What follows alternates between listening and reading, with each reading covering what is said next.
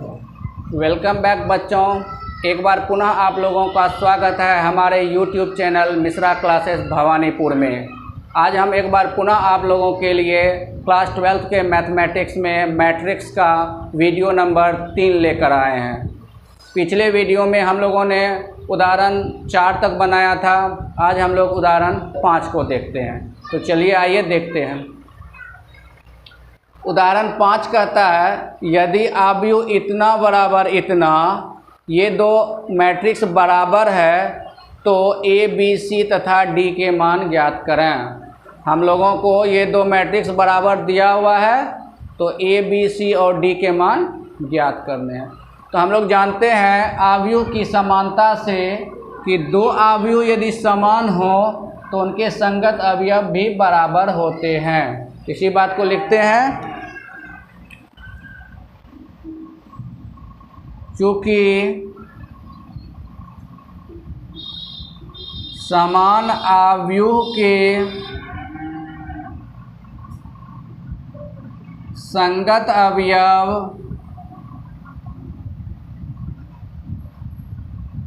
समान होता है,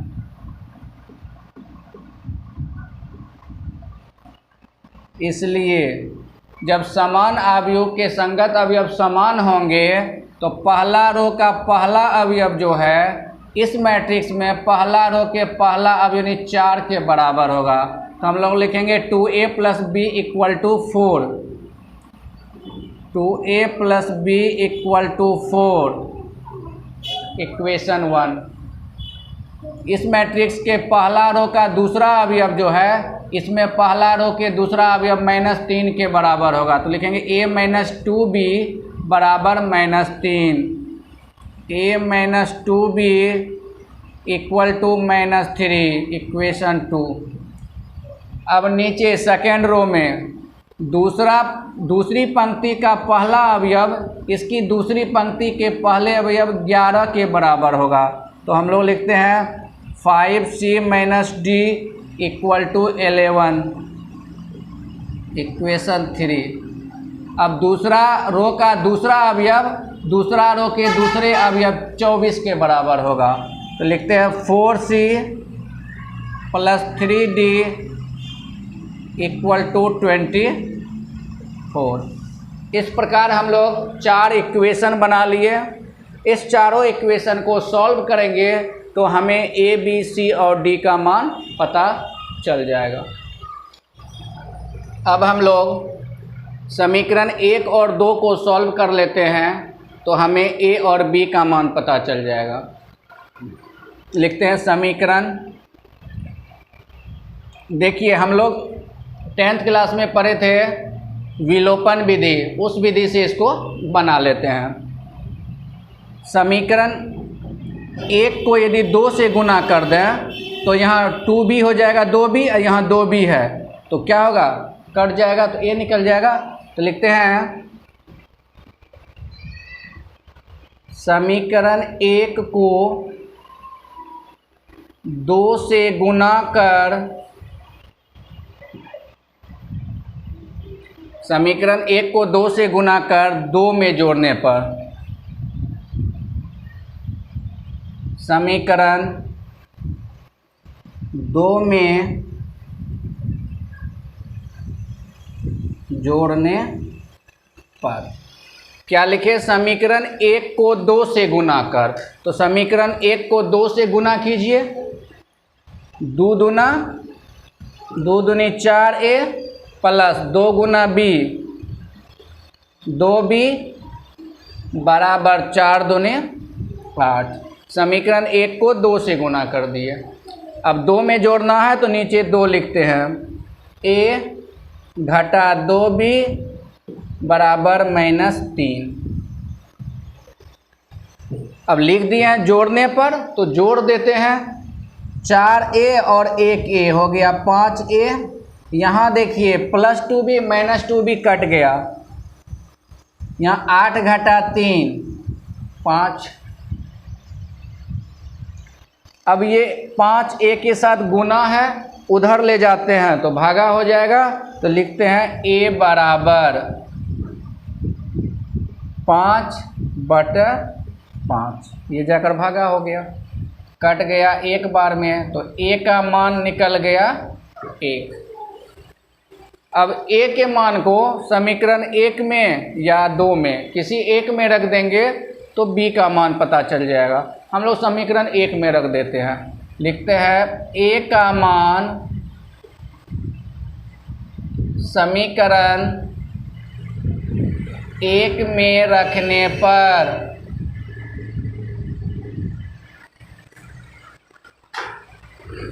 तो समीकरण 1 यहाँ पे है, इसको उतारते हैं,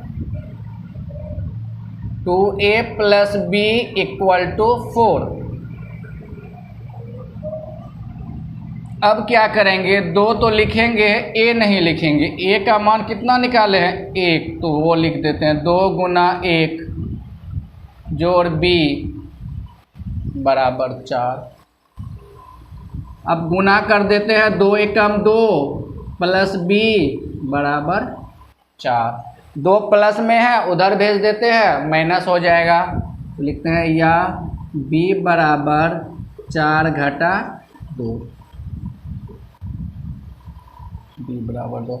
इस प्रकार समीकरण 1 और 2 को सॉल्व करके हम लोग a और b निकाल लिए। अब 3 और 4 को सॉल्व करते हैं तो c और d का मान पता चल जाएगा। कैसे सॉल्व करेंगे, यहाँ देखिए 3d है, यहाँ सिर्फ d है। समीकरण 3 को यदि 3 से गुना कर दें तो यहाँ भी 3d हो जाएगा, यहाँ भी 3d है, जोड़ेंगे तो कट जाएगा। तो लिखते हैं कि समीकरण 3 को 3 से गुना कर 4 में जोड़ने पर, तो क्या लिखते हैं, समीकरण 3 को 3 से गुना कर समीकरण 4 में जोड़ने पर, समीकरण 3 यहाँ पे है, इसको हम लोग 3 से गुना करते हैं तो हो जाएगा 3 × 5 = 15c माइनस 3 × d 3d बराबर 11 को 3 से गुना करेंगे तो 11 × 33। अब समीकरण 3 को 3 से गुना कर दिए, उसको जोड़ना किस में है, समीकरण 4 में, तो 4 उतारिए, 4c + 3d = 24। अब जोड़ देते हैं, यहाँ देखिए -3d + 3d कैंसिल आउट हो गया, 15 × 4 = 19c बराबर, यहाँ जोड़ दीजिए 4 × 3 = 7, 2 × 3 = 5, 57 हो गया। ये 19 गुना है, उधर भेज देते हैं, तो c = 57/19। इसको कटा देंगे तो 19 × 3 = 57, c का मान पता चल गया 3। अब c के मान को समीकरण 3 में या 4 में किसी में एक में रख देंगे तो d पता चल जाएगा, तो हम लोग समीकरण 3 में रख देते हैं, लिखते हैं c का मान समीकरण 3 में रखने पर, समीकरण 3 यहाँ से उतार लेते हैं, 5c - d = 11, 5c - d = 11। अब लिखते हैं 5 गुना, c नहीं लिखना है, c का मान कितना निकला है 3, तो 3 लिख देते हैं, -d बराबर 11। अब इसको यदि गुना कर दें तो 5 × 15 -d बराबर 11, 15 प्लस में है, उधर भेज देते हैं तो माइनस हो जाएगा, तो यहाँ बच गया -d, उधर 11 है, अब 15 को उधर ले जाएंगे तो चिन्ह बदल कर हो गया -15, -d बराबर 11 में 15 को घटा दिए तो -4, माइनस माइनस कैंसिल, d = 4। इस प्रकार हम लोग ए बी सी और डी को ज्ञात कर लिए। फाइनली यहाँ लिख देते हैं ए बराबर बी बराबर सी बराबर डी बराबर। ए का मान है 1, बी का मान है 2, सी का मान है 3 और डी का मान है 4। इस प्रकार हम लोग ए बी सी और डी का मान ज्ञात कर लिए। इस प्रकार हम लोग का उदाहरण नंबर 5 भी खत्म हो गया। ये प्रश्नावली 3.1 का अंतिम उदाहरण था। अब हम लोग प्रश्नावली 3.1 का पहला हिसाब देखते हैं। कहता है कि अवयव ए बराबर इतना है, इसके लिए ज्ञात करना है। क्या सब ज्ञात करना है, देखिए ध्यान से। एक नंबर में है अवयव की कोटि, दूसरा अवयवों की संख्या, तीसरा है अवयव 1 3 2 1 A33 A24 A24 1 2 3 4 5, इस पांचों अवयव को इससे ज्ञात करना है। तो हम लोग सबसे पहले एक नंबर का देखते हैं, अवयव की कोटि।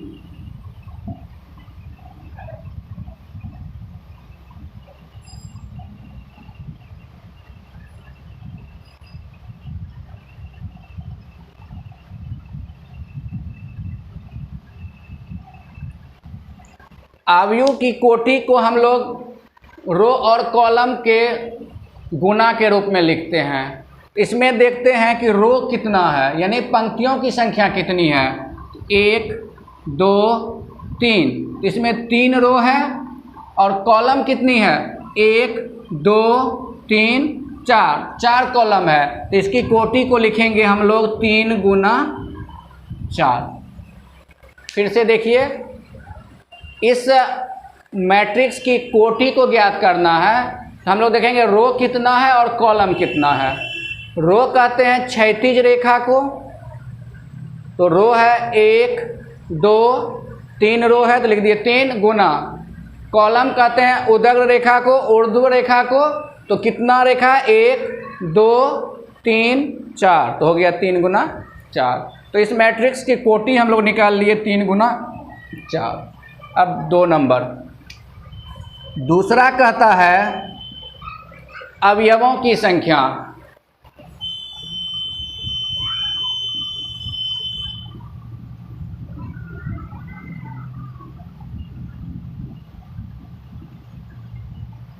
जब कोटि दिया हुआ रहे, कोटि को गुना कर दीजिए, उतना ही अवयव होता है। तो अवयवों की संख्या हो जाएगा, कोटि कितना है 3 गुना 4, गुना कर दीजिए, 3 चौका 12 अवयव है।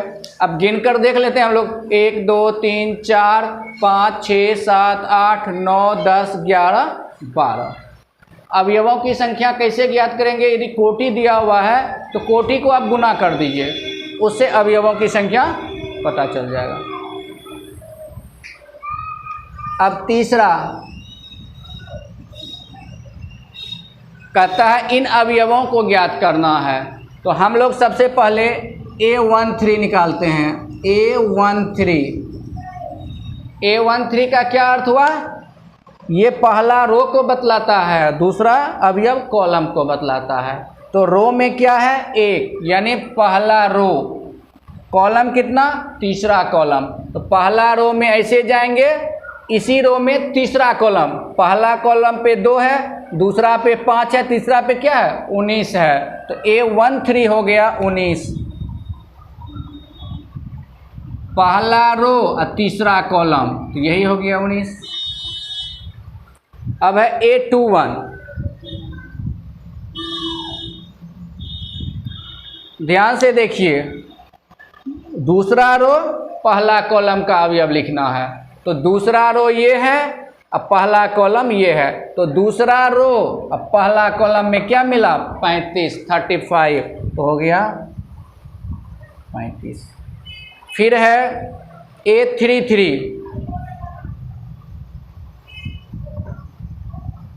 A33 का अर्थ हुआ कि तीसरा रो और तीसरा कॉलम का अवयव, पहला रो दूसरा रो तीसरा रो, तो इस रो में मिलेगा अवयव कॉलम कौन सा? तीसरा कॉलम।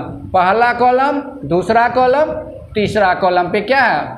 -5, तो लिख दिए -5। अब है A24।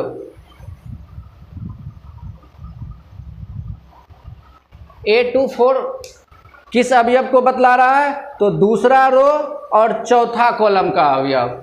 दूसरा रो कहाँ पे है? देखिए, ये पहला रो, ये दूसरा रो हो गया। तो हमें जो A24 अवयव मिलेगा इसी दूसरा रो में मिलेगा। अब कॉलम कौन सा? 4, 1 2 3 4। दूसरा रो और चौथा कॉलम में क्या है? 12, तो लिख देंगे 12। फिर से समझिए, दूसरी पंक्ति है, तो दूसरी पंक्ति ये दूसरी क्षैतिज रेखा हुआ, इसमें अवयव को लेना है। और स्तंभ कौन सा है? 4। ये पहला स्तंभ, दूसरा स्तंभ, तीसरा स्तंभ, चौथा स्तंभ। तो चौथा स्तंभ में क्या है? 12। दूसरा रो, चौथा कॉलम। ध्यान से देखिए, दूसरा रो और चौथा कॉलम दोनों कहाँ पे एक दूसरे को क्रॉस कर रहा है? दूसरा रो और चौथा कॉलम, ये क्रॉस कहाँ पे कर रहा है? 12 पे, तो 12 हो गया। अब है लास्ट में A23। A23 का अर्थ हुआ दूसरा रो और तीसरा कॉलम का अवयव। तो दूसरा रो ये है और तीसरा कॉलम ये है, 1 2 3। तो इस पे क्या है? 5/2, तो लिखेंगे 5/2। अब हम लोग दूसरे नंबर के हिसाब को देखते हैं। चलिए देखते हैं। यदि किसी अवयव में 24 अवयव हैं तो इसकी संभव कोटियाँ क्या हैं? फिर कह रहा है यदि इसमें 13 अवयव हों तो कोटियाँ क्या होंगी? दो तरह का दिया हुआ है कि यदि अवयव में 24 अवयव है तो इसकी कोटियाँ क्या हो सकती है।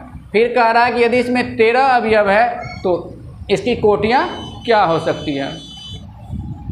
हम लोग उदाहरण में देखे हैं कि 24 अवयव यदि है तो हम यह देखेंगे कि 24 को दो संख्या के गुना के रूप में हम लोग कितने तरह से लिख सकते हैं। तो लिखते हैं आंसर में 24 अवयव वाले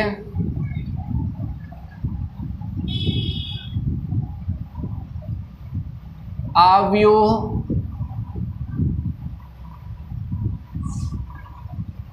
की संभव कोटियाँ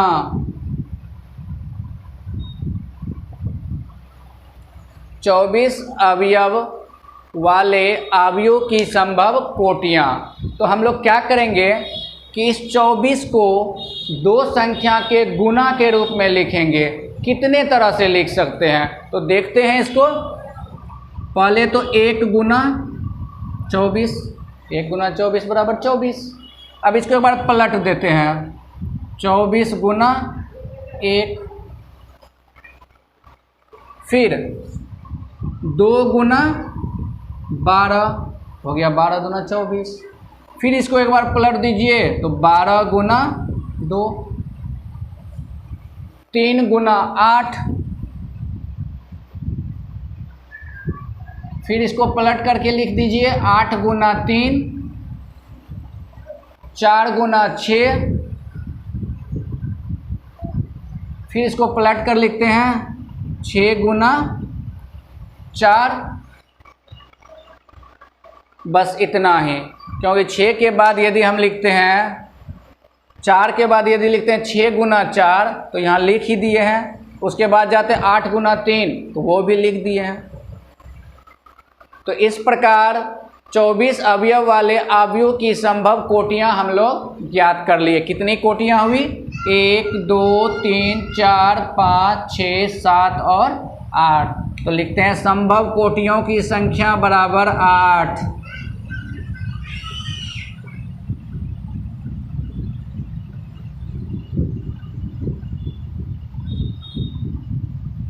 और कौन कौन सी कोटि हुई तो वो भी लिख दिए। अब फिर कह रहा है कि यदि इसमें 13 अवयव है, यदि अवयव में 13 अवयव है तो इसकी संभव कोटियाँ क्या होगी। तो लिखते हैं 13 अवयवों वाले अवयव की संभव कोटियाँ। 13 अवयवों वाले अवयव की संभव कोटियाँ। तो 13 को दो संख्या के गुना के रूप में हम लोग कितने तरह से लिख सकते हैं? तो केवल दो तरह से, 1 गुना 13, 13 गुना 1। तो दो कोटियाँ हो जाएगी, 1 गुना 13, 13 गुना 1। तो इस प्रकार 2 नंबर के हिसाब को भी हम लोग बहुत आसानी से बना लिए। अब हम लोग तीसरे प्रश्न को देखते हैं। प्रश्न को ध्यान से देखिए, यदि किसी अवयव में 18 अवयव हैं तो इसकी संभव कोटियाँ क्या हैं? यदि इसमें 5 अवयव हों तो क्या होगा? ठीक वही है जो 2 नंबर का हिसाब हम लोग बनाए, वहाँ 24 अवयव था और 13 अवयव, इसमें 18 अवयव और 5 अवयव है। तो 18 अवयव वाले अवयव की कोटियाँ क्या हो सकती है? तो 18 को हम लोग दो संख्या के गुना के रूप में जितने तरह से लिख सकते हैं उतना ही संभव कोटियाँ होंगी। तो हम लोग लिखते हैं आंसर में 18 अवयव वाले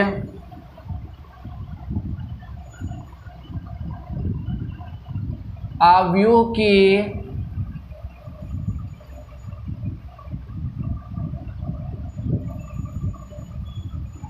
संभव कोटियाँ। नीचे से लिखते हैं, तो 18 को दो संख्या के गुना के रूप में लिखना है। तो लिख सकते हैं 1 गुना 18, और इसको यदि हम लोग अदला बदली करके लिखें तो 18 गुना 1, फिर 3 गुना 6, पहले 2 गुना 9, 2 गुना 9, इसको पलट देते हैं तो 9 गुना 2, फिर 3 गुना 6, 6 गुना 3। अब और हो सकता है क्या? अब नहीं हो सकता है। 18 को दो संख्या के गुना के रूप में 1, 2, 3, 4, 5, 6, इसी 6 तरह से हम लोग लिख सकते हैं। तो संभव कोटियाँ पता चल गया। 18 अवयव वाले अवयव की संभव कोटियाँ कौन कौन हुई? तो 1 गुना 18, 18 गुना 1, 2 गुना 9, 9 गुना 2, 3 गुना 6, 6 गुना 3। अब हम लोग इसके अगले भाग को देखते हैं। 5 अवयव है अवयव में, तो इसकी कोटियाँ क्या होंगी?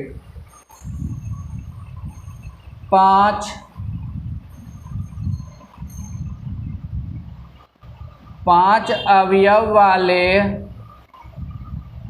अवयव की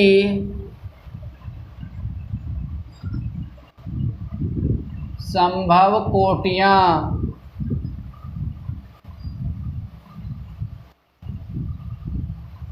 5 को दो संख्या के गुना के रूप में हम लोग कितने तरह से लिख सकते हैं? तो एक तो लिख सकते हैं 1 गुना 5, दूसरा लिख सकते हैं इसको पलट कर 5 गुना 1। बस 2 ही तरह से लिख सकते हैं। तो इसकी संभव कोटियाँ सिर्फ 2 हुई, 1 गुना 5, 5 गुना 1। तो इस प्रकार 3 नंबर के हिसाब को भी हम लोग अच्छे से बना लिए। मुझे विश्वास है आप लोगों को ये सारे हिसाब अच्छे से समझ में आ रही होगी। आप लोग को फिर मैं कह रहा हूँ कि एक तरफ से वीडियो को देखिए, पहला वीडियो को देखिए, फिर दूसरे वीडियो को, फिर तीसरे वीडियो को यदि आप देखेंगे तो अच्छे से समझ में आएगी। तो आज के लिए बस इतना ही। आप लोगों को यदि वीडियो पसंद आ रहा हो तो प्लीज़ लाइक कीजिए, शेयर कीजिए और सब्सक्राइब कीजिए, ताकि हमें मोटिवेशन मिले और हम और अधिक ऊर्जा के साथ आप लोगों के लिए नए नए वीडियो लेकर आएँ। तो आज के लिए बस इतना ही। बाय।